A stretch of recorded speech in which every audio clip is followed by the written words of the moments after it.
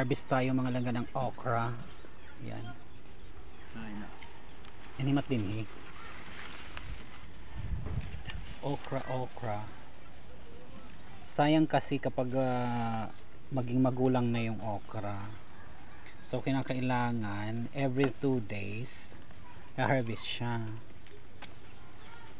Yan. Ayan na siya mga langga. Dito lang yan sa isang puno. Tapos tingnan natin kung ilan dyan sa kabila. Ayan, parang may kulang na ngayong isa. Ayan. Para malaman kung magulang yung okra, kinakailangan dito daw pinipisil yan. O hindi pa siya magulang. Malaki lang siya, mataba lang. So, tara let's sa pangatlo na puno.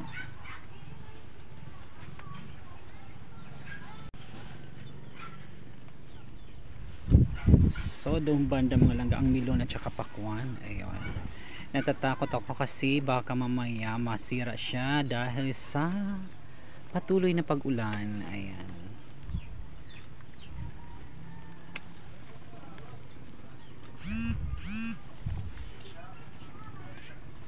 So ayan guys, ito magulang na to, matigas na siya, di na siya mabali.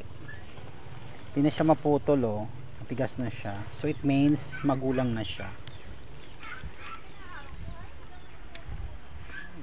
Umuulan na naman, umaambo na naman.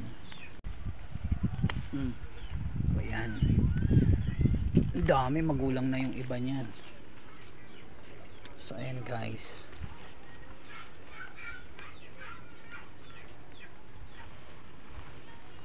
Wala naman. Ayan. Ang lago ng upot kalabasa guys, di ba? Ang tataba. Lalaki ng mga dahon ever.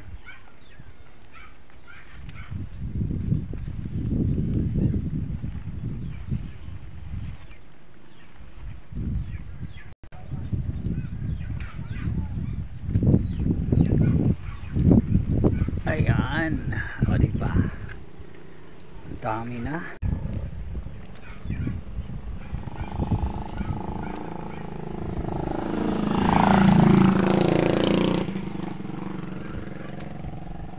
Pwede nagataan mga langga. Ayan, sarap nito adobo. Ayan, sino na sa inyo nakatikim ng adobong okra? Ayan, diba? Madami pa. Ayan, libre na yung yung ulam, tapos masustansya pa siya, diba? Kasi okra